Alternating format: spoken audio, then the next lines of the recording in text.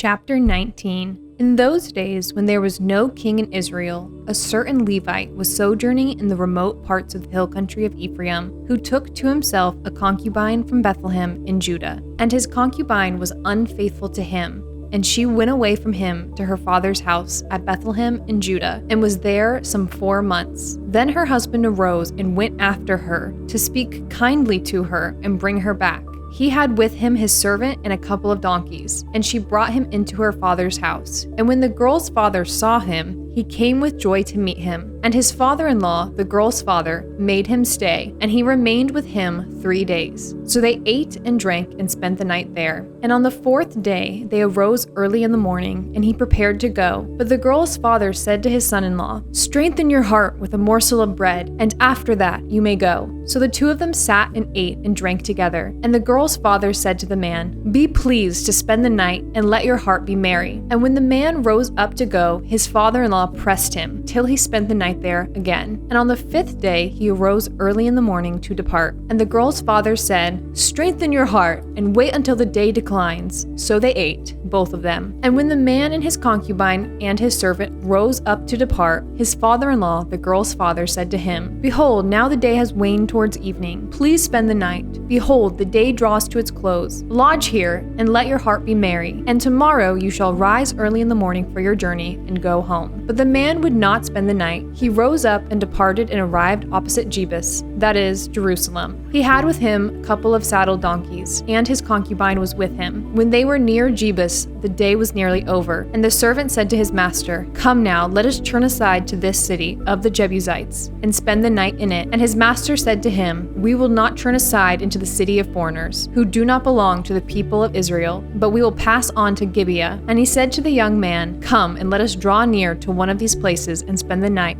at Gibeah or at Ramah." So they passed on and went their way, and the sun went down on them near Gibeah, which belongs to Benjamin. And they turned aside there to go in and spend the night at Gibeah. And he went in and sat down in the open square of the city, for no one took them into his house to spend the night. And behold, an old man was coming from his work in the field at evening. The man was from the hill country of Ephraim, and he was sojourning in Gibeah. The men of the place were Benjaminites. And he lifted up his eyes and saw the traveler in the open square of the city. And the old man said, "Where are you going, and where do you come from?" And he said to him, "We are passing from Bethlehem in Judah to the remote parts of the hill country of Ephraim, from which I come. I went to Bethlehem in Judah, and I am going to the house of the Lord, but no one has taken me into his house. We have straw and feed for our donkeys, with bread and wine for me and your female servant, and the young man with your servants. There is no lack of anything." And the old man said, "Peace be to you. I will care for all your wants. Only do not spend the night in the square." So he brought him into his house and gave the donkeys feed, and they washed their feet and ate and drank. As they were making their hearts merry, behold, the men of the city, worthless fellows, surrounded the house, beating on the door. And they said to the old man, the master of the house, "Bring out the man who came into your house, so that we may know him." And the man, the master of the house, went out to them and said to them, "No, my brothers, do not act so wickedly. Since this man has come into my house, do not do this vile thing. Behold, here are my virgin daughters and his concubine. Let me bring them out now. Violate them and do with them what seems good to you. But against this man, do not do this outrageous thing." But the men would not listen to him.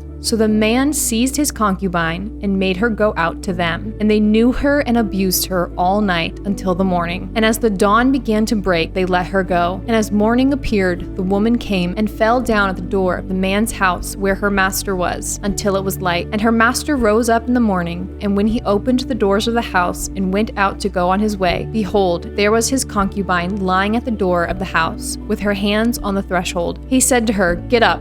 Let us be going." But there was no answer. Then he put her on the donkey, and the man rose up and went away to his home. And when he entered his house, he took a knife, and taking hold of his concubine, he divided her, limb by limb, into 12 pieces, and sent her throughout all the territory of Israel. And all who saw it said, "Such a thing has never happened or been seen from the day that the people of Israel came up out of the land of Egypt until this day. Consider it, take counsel, and speak."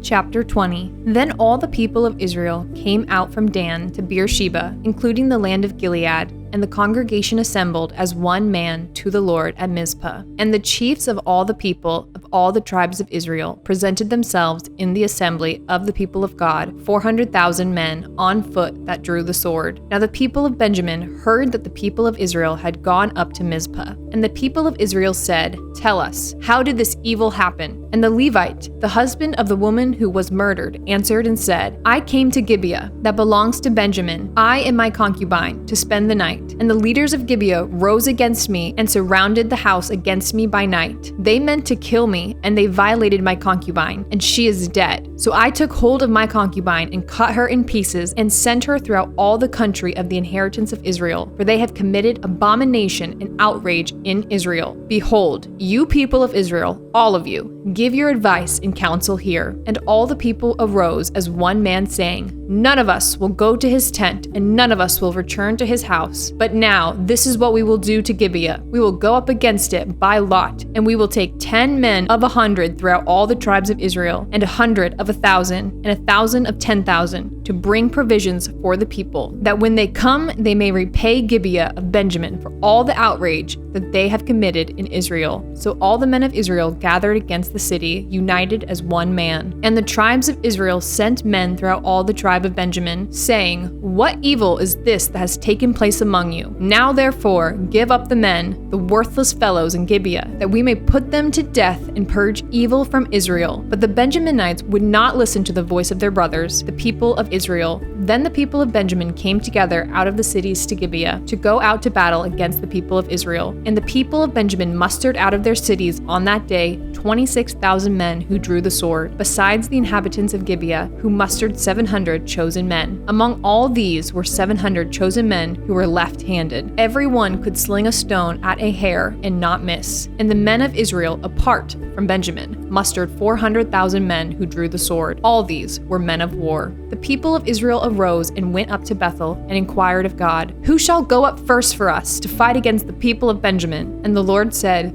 "Judah shall go up first." Then the people of Israel rose in the morning and encamped against Gibeah. And the men of Israel went out to fight against Benjamin. And the men of Israel drew up the battle line against them at Gibeah. The people of Benjamin came out of Gibeah and destroyed on that day 22,000 men of the Israelites. But the people, the men of Israel, took courage and again formed the battle line in the same place where they had formed it on the first day. And the people of Israel went up and wept before the Lord until the evening. And they inquired of the Lord, "Shall we again draw near to fight against our brothers, the people of Benjamin?" And the Lord said, "Go up against them." So the people of Israel came near against the people of Benjamin the second day, and Benjamin went against them out of Gibeah the second day and destroyed 18,000 men of the people of Israel. All these were men who drew the sword. Then all the people of Israel, the whole army, went up and came to Bethel and wept. They sat there before the Lord and fasted that day until evening, and offered burnt offerings and peace offerings before the Lord.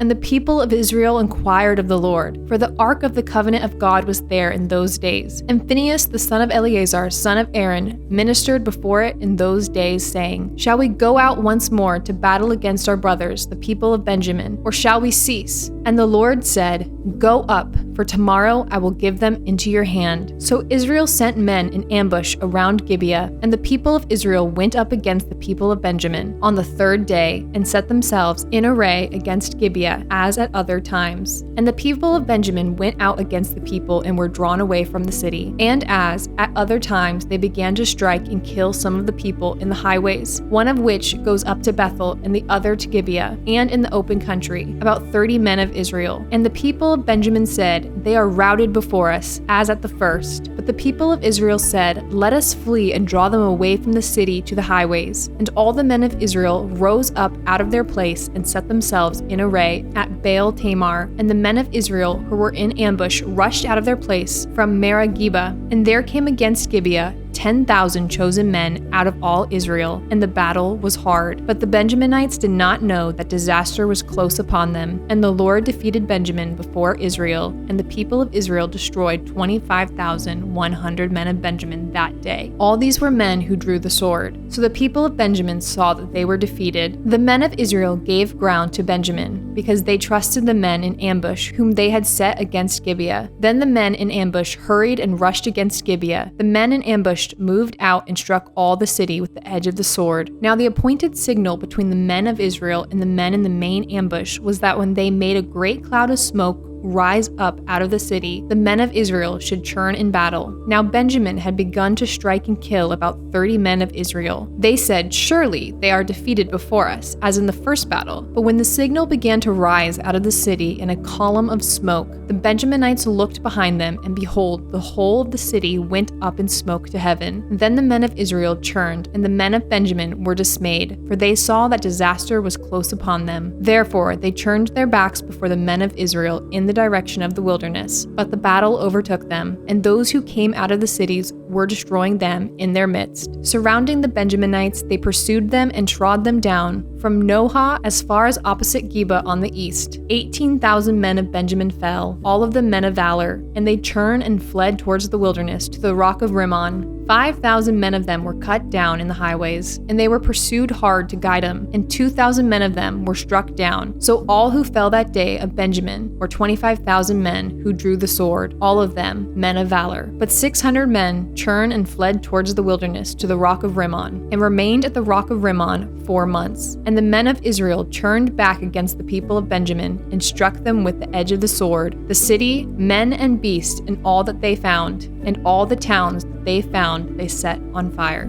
Chapter 21. Now the men of Israel had sworn at Mizpah, "No one of us shall give his daughter in marriage to Benjamin." And the people came to Bethel and sat there till evening before God. And they lifted up their voices and wept bitterly. And they said, "O Lord, the God of Israel, why has this happened in Israel, that today there should be one tribe lacking in Israel?" And the next day the people rose early and built there an altar and offered burnt offerings and peace offerings. And the people of Israel said, "Which of all the tribes of Israel did not come up in the assembly to the Lord? For they had taken a great oath concerning him who did not come up to the Lord to Mizpah, saying, He shall surely be put to death. And the people of Israel had compassion for Benjamin, their brother, and said, "One tribe is cut off from Israel this day. What shall we do for wives for those who are left? Since we have sworn by the Lord that we will not give them any of our daughters for wives." And they said, "What one is there of the tribes of Israel that did not come up to the Lord to Mizpah?" And behold, no one had come to the camp from Jabesh Gilead to the assembly. For when the people were mustered, behold, not one of the inhabitants of Jabesh Gilead was there. So the congregation sent 12,000 of their bravest men there, and commanded them, "Go and strike the inhabitants of Jabesh Gilead with the edge of the sword, also the women and the little ones. This is what you shall do. Every male and every woman that has lain with a male you shall devote to destruction." And they found among the inhabitants of Jabesh Gilead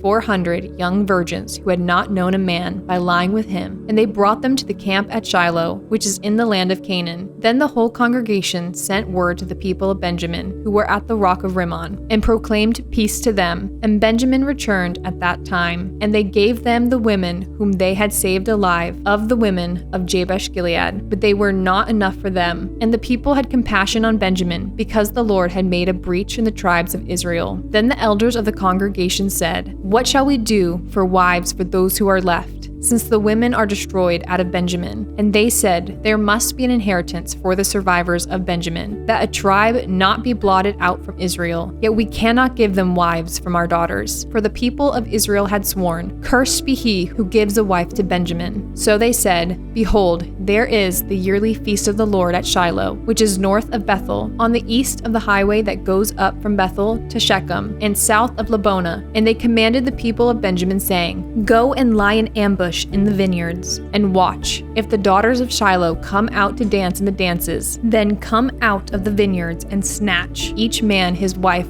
from the daughters of Shiloh, and go to the land of Benjamin. And when their fathers or their brothers come to complain to us, we will say to them, grant them graciously to us, because we did not take for each man of them his wife in battle, neither did you give them to them, else you would now be guilty. And the people of Benjamin did so, and took their wives according to their number from the dancers whom they carried off. Then they went and returned to their inheritance, and rebuilt the towns and lived in them. And the people of Israel departed from there at that time, every man to his tribe and family, and they went out from there, every man to his inheritance. In those days there was no king in Israel. Everyone did what was right in his own eyes.